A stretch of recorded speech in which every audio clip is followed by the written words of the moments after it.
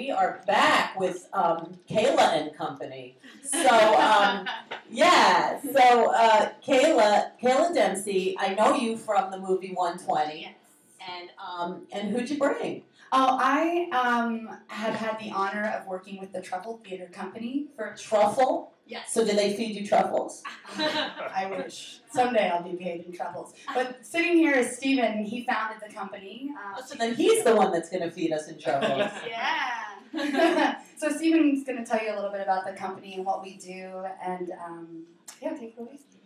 Well, I guess right now, to my right is Claire Gresham, and she's a member of the company as well, and she's directing A Midsummer Night's Dream right now. Now, are you doing it in modern-day Shakespeare or old Shakespeare, like regular Shakespeare? Well, it's not Elizabethan. There are people in puffy shirts or anything like that, but it's... Because I know Shakespeare goes both ways now. Right. It's modern. It's not... There's no specific concept on it. We're just kind of doing the play the way, we see the play.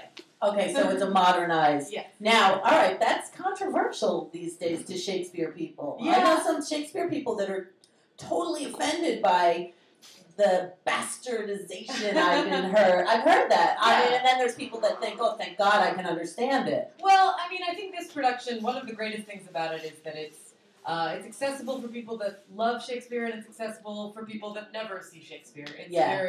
It's for everybody. So, would you be wearing something like that? Yes. And maybe a plaid coat. There's a lot of plaid And in a our fancy show. hat. And a fancy hat. Yeah. And can you, so are you all in the play? No. Claire is directing it, and Steven's producing it. And you're in it?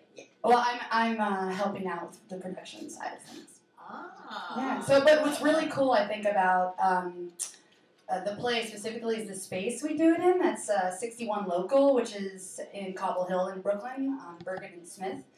It's a great space there, calling it a public house. So it's a really cool bar downstairs with local craft beer, and then you can walk upstairs, and there's this beautiful brick space, and that's where it's being performed. And when is it being performed? Well, this week it's being performed Sunday, Monday, and Tuesday at 7:30, and then we have until February 26th, so about 9 more performances between now and February 26th. And how many have you had? We've had 5, 6? Five. 5. So how many cast members are there? 8. Playing double. So Yeah. to someone who knows nothing about Shakespeare and A Midsummer's Night Dream, which is a popular title, but not everyone knows the storyline, can you give a quick synopsis of the story? Sure. It's a story about these young lovers who have all it's 3 different stories really. It's about these young lovers who are trying to sort out who they want to marry from who they're supposed to marry, basically. And then they go off to the woods. They're running away, and then there are these fairies that live in the woods that are sort of putting spells on them and creating mayhem, and then the wrong person loves the wrong person, and blah, blah, blah. And then within all of that, there are also this troupe of actors who are trying to put on a play. Play within a play. Right, and the whole show sort of culminates in them doing their play. So it's a lot of stuff going on, but... See, now, that makes me want to see it. Well, you know what's really cool, too, is there's a lot of music incorporated. Right. Claire, one of the actors, Demetrius, he plays the guitar, and it's amazing. He has an amazing voice, and the whole cast gets in. You really, when you come into the space, you're immediately in the world of the play. Yeah. I think that the design and the direction, from Claire's point, were very magical. Well, with the fairies. Yeah. I mean, how can you not have magic? Do you have a question? I was just wondering. So you have the costumes just regular, Right. and so what happens if somebody in the audience gets up and they start acting while you're That's awesome. while you're doing your thing? I mean, do you incorporate them or? I mean, I guess that's up to the actors how they're going to deal with it. I'm just wondering because it's like. Well, they might not have the hat. Yeah.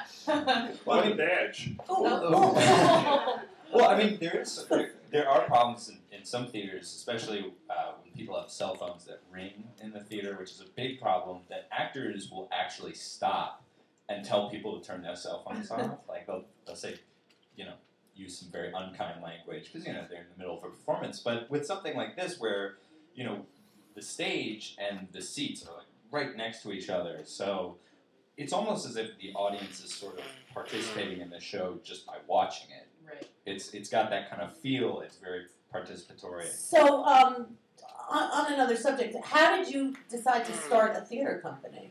Well, I gave up acting a long time ago for writing and directing. It was something I really liked. And Where are you from? I'm from Chicago.